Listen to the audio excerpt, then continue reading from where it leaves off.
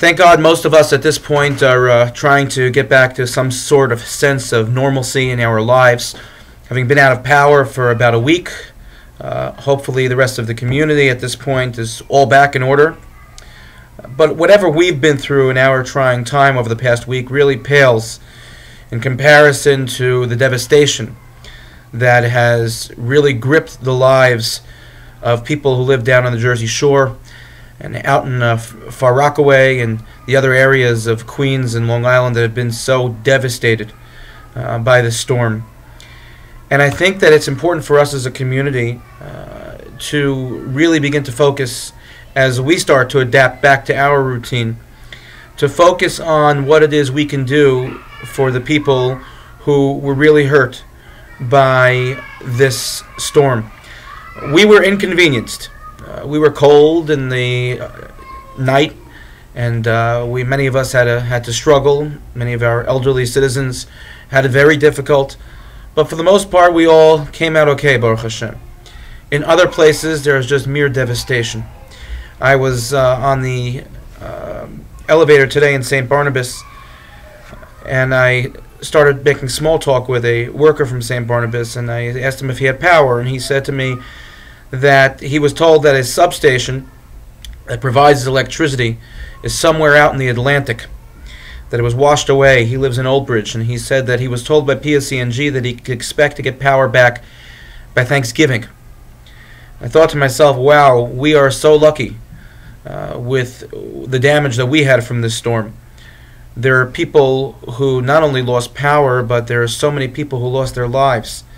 How can we not be just touched and chilled by the story of the woman who was carrying her two children and they were washed away, by the stories of the elderly people who died and drowned in their own homes from all of the water that overtook their homes, from the devastation in the Rockaways, members of the Jewish community whose houses were just destroyed and gone, those who did not have insurance on their homes, members of the general community, residents of the state of New Jersey, our neighbors who also had to deal with the terrible, terrible devastation and have to start to rebuild their lives over again.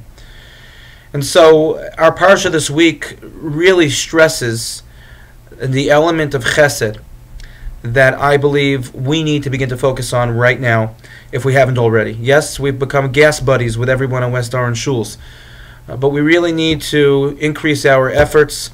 As much as we've done, whether we had power or we didn't have power, much as we've done in the community has been wonderful, but now we need to start to work outside of the community and to help others. Chazal tell us, the Torah tells us, that when Eliezer came to the well where Rivka was, Eliezer knew that Rivka was the right one, because the pasuk says that when Vayaratz ha'eved likrasa, he ran toward her. Rashi says likrasa means that he already saw that the water was rising toward Rivka, as if to be some kind of prophecy that Rivka was indeed the one. Well, if that's the case, he knew that Rivka was indeed the one just by seeing the water rise to her, then why did Eliezer ask her for water to see if she would give him, and see that she gave to the gemalim, to the camels also? Why didn't he just say right away, you must be the one, let me give you a ring, and I've got a shidduch for you? Why did he wait to see her act of chesed? So Rabbi Yecheskel of Kuzmir explains that a wonder, a pele, a nes that God creates is one thing. But the act of chesed, the act of kindness that a person can do for someone else is above a wonder, is above a miracle. It's something that is integral for a human being to have.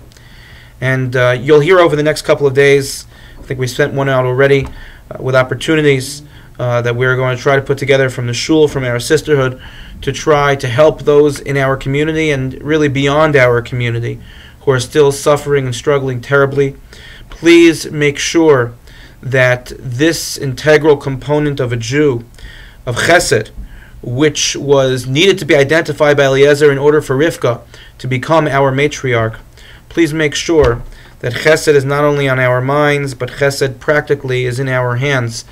And let's try to do whatever we can to help all of those in need, be it our fellow Jews, or be it our fellow New Jerseyans, or our fellow Americans, in this difficult and trying time for them.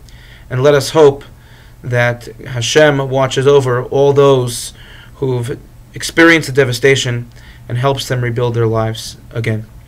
Thank you for listening, and good Shabbos.